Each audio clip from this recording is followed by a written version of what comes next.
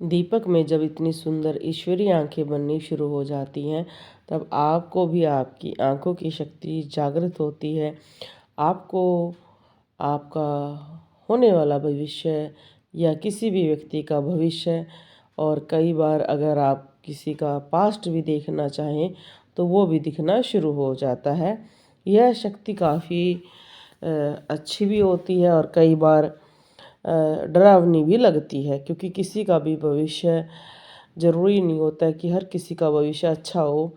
हमें उसकी होने वाली घटनाओं के बारे में दिखना शुरू हो जाता है, जिससे कई व्यक्ति डर भी जाते हैं। बाबा का आशीर्वाद एसपीएम चैनल आपका स्वागत करता है। मैं रोहतक से सुमन मलिक। और आप सभी जानते हैं कि बहुत सारी आकृतियाँ कुछ ना कुछ हमें प्रदान करती हैं। जब भी इस तरह की आकृति बनती है तो आप ध्यान दें, आपको कई तरह के सपने आने शुरू हो जाते हैं। ये सपने आपको दिन में भी आ सकते हैं, रात को भी आ सकते हैं, सुबह जो 4 बजे का समय है उस टाइम भी आ सकते हैं। अगर आप ध्यान मुद्रा में बैठे हैं, पूजा कर रहे हैं, तो उस टाइम भी आपको लगेगा कि आप जैसे नींद की अवस्था में हैं और आपको काफ़ी चीज़ें दिखाई देनी शुरू हो जाएगी, जो खासकर आपके भविष्य को दर्शाएगी। हाँ, जब आप कई बार इन चीज़ों को ज़्यादा बढ़ाना शुरू करते हैं, भक्ति को, मंत्र जाप को, अगर आपके मन में कई बार ये आ जाए कि ये व्यक्ति मेरे सामने खड़ा है और ये कैसा व्यक्ति है, इसका आचरण कैसा है, तो अगर आप ध्यान लगाएंगे तो आप देख पाएंगे कि वो व्यक्ति कैसा है, उसके साथ कौन सी देवता की शक्ति है या वो अहंकारी है, उसके बारे में या मिलती जुलती चीज़ें आपको दिखाई दे सकती हैं। जैसे कि अगर आपको कोई व्यक्ति दिखाई दिया और आप जानना चाहते हैं कि वो चरित्र का कैसा है, तो आप देखेंगे कि वो किसी बहुत सारी स्त्रियों के साथ खड़ा है और अजीब सी हरकतें कर रहा है, इसका मतलब वो चरित्र से ठीक नहीं है। इस तरह की चीज़ें दिखाई देनी शुरू हो जाती हैं।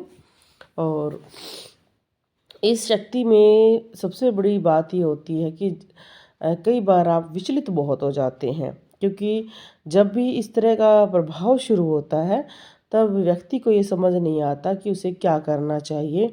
जैसे अगर आपने भविष्य में देख लिया है कि किसी व्यक्ति का एक्सीडेंट होने वाला है, तो आप विचलित हो जाते हो, क्योंकि ना तो हमें उसका एक टाइम पता होता है कि किस टाइम होगा, कब होगा, क्योंकि कई बार वो समय अवधि 1 महीने की, 2 दिन की या उसी दिन की भी हो सकती है और आपका मन बहुत विचलित हो जाता है। तो उस टाइम आप उस व्यक्ति के लिए प्रार्थना कर सकते हैं, दान कर सकते हैं, ताकि वो जो उसको चोट लगने वाली है वो थोड़ी मात्रा में ही लगकर रह जाए। बहुत सारी चीज़ें ऐसी होती हैं जो आप देख लेते हैं। से हमारा दरबार जी, और शनिवार और रविवार को हमारे पास बहुत सारे ऐसे व्यक्ति आते हैं जो ये कहते हैं हमें भविष्य दिखाई देता है। जब तंत्र है तो हमें कंकाल दिखाई देते हैं, गुड़िया दिखाई देती है भयानक के रूप में, और जब अच्छा होने वाला है तो अच्छे रूप दिखाई देते हैं।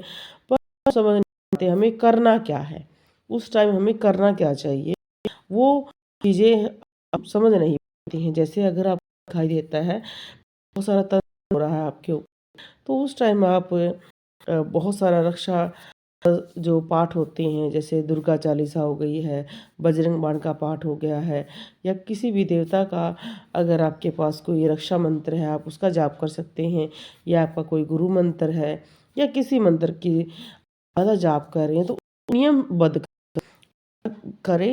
उसी दिन अगले दिन आप उठें और अपने देवता से प्रार्थना करें कि भाई ये संकट आने वाला, आप इस संकट का निवारण करें। इतने दिन में लगातार बार बार कई घंटे पूजा करूँगा, जाप करूँगा, आपको बहुत अच्छे रिजल्ट मिलते हैं, बहुत अच्छा प्रभाव भी मिलता है।